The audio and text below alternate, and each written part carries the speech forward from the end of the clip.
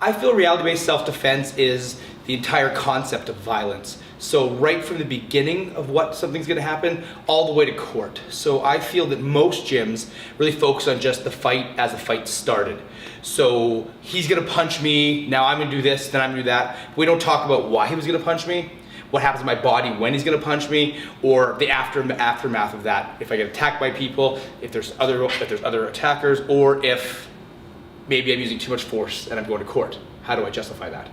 Oftentimes, self-defense can be measured in a lot of different ways. We just look at the physical side, of course, but at the same time, the psychological side is really what affects us the most. Did we do the right thing?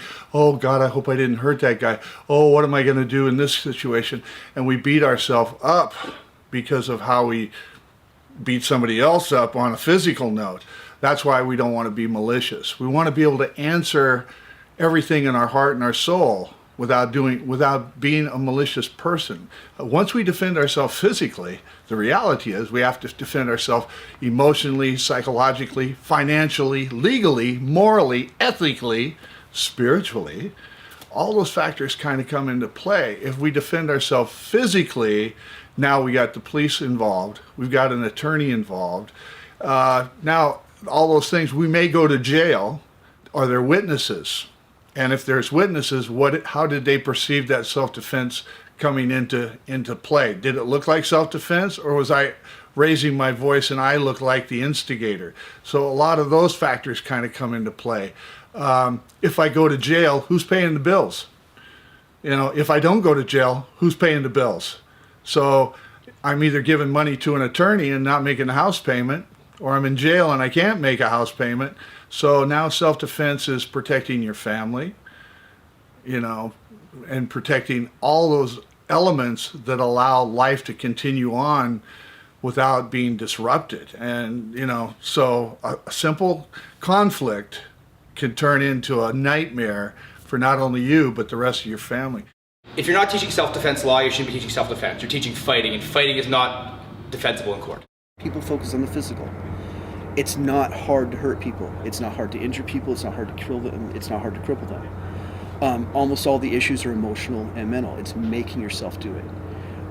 You can debrief hundreds and hundreds of people who were attacked. And at some point, especially guys, that will go, I knew I needed to do this at this point, but for whatever reason, I couldn't make myself do it. People get destroyed emotionally and they get destroyed mentally, not physically. The physical skills are dead simple, and it's just geometry and physics. Get with someone who's really legitimate and knows what they're doing, and it's going to teach on both sides of the fence, kind of speak. What you can do and what you can't do, and then it's up to you when you know the balance. Then you have to make that decision yourself. Everything's going to change. You're going to have a lot of adrenaline flowing, a lot of nervousness, excitement. So, but in all of that, you have to find a balance. So you don't become the attacker. You stay defending yourself. Ideally, reality-based self-defense would be based on research into real attacks that really happen. That's what it should be.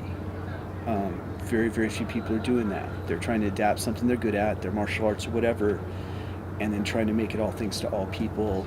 And in order for it to be science, you'd have to design an experiment. You have to get 50 college students and get them a stressful test, and 50 college students and come after them with axes. And that's never going to pass a university ethics board. So the experimental science in this, the actual science in this is very, very weak and very minimal. What we wind up with is self-reporting. People telling stories, people gathering information from stories. But you've been under an adrenaline rush. How accurate was your memory? Not very good.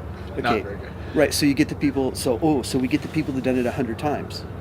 Okay, they've got their adrenaline under control, their memory is good, especially if they had to write a lot of freaking reports. Did your 100th match? Did you learn shit that can help someone in their first match? No. It's different stuff because you're a different person.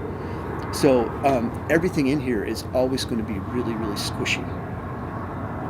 The statistics, according to the FBI, going up in certain areas and certain situations. Sometimes it goes down, but it's mostly going up or staying the same.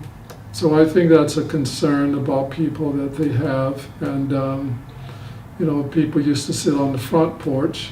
Now they sit on the back with a big fence around there. People don't know their neighbors as much as they did.